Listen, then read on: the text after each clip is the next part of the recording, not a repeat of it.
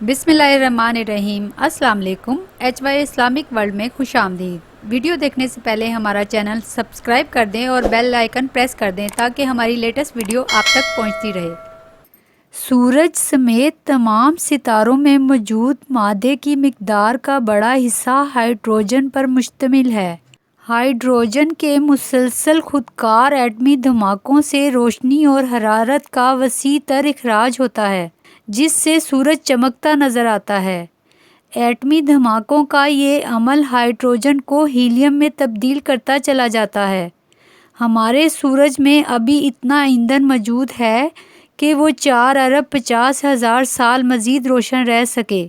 जब हमारे सूरज के मरकज़ में वाक़या 10% हाइड्रोजन न्यूक्लियर फ्यूजन के अमल से गुज़रकर हीलियम में तब्दील हो जाएगी, तो सूरज का मरकज़ अपने बेपनाह दबाव के तहत मज़ीद सिकुड़ने लगेगा और इसका दर्जा हरारत बेपनाह हद तक बढ़ जाएगा। ऐसे में हीलियम भी जलना शुरू कर देगी, जिससे कार्बन पैदा होकर सूरज के मरकज़ में जमा होने लगेगी।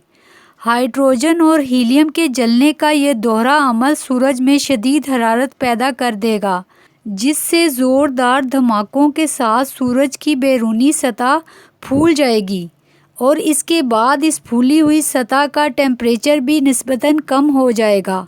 किसी भी सितारे के फूलकर अपनी असल जिसामत से कई गुना बढ़ जाने को फल्कियाती साइंस की इस्तिलाह में सुरख ज़ख़ाम या रेड जाइंट का नाम दिया जाता है। हमारा सूरज जब सुरख ज़ख़ाम में तब्दील होगा तो वो फूलकर ना सिर्फ अतारत बल्कि ज़हरा के मदार तक आ पहुँचेगा, जिससे लामहला दोनों करीबी सियारे सूरज में गिरकर इसकी कमियत का हिस्सा बन जाएंगे।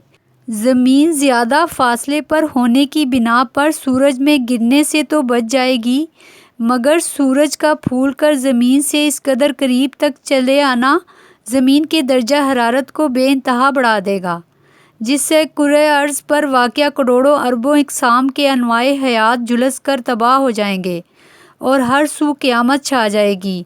इन साइंसी हक़ाइक़ की रोशनी में ज़ाहिर होता है कि कुरे अर्ज़ की क़यामत कमोबेश 4.5 अरब साल बाद वक़ूअ पज़ीर होगी। सूरज के फूल कर ज़मीन के इस कदर करीब चले आने से ज़मीन पर क़यामत बर्पा होने के ज़िमन में नबी करीम सल्लल्लाहु अलैहि वसल्लम से बहुत सी अहादीस मरवी हैं।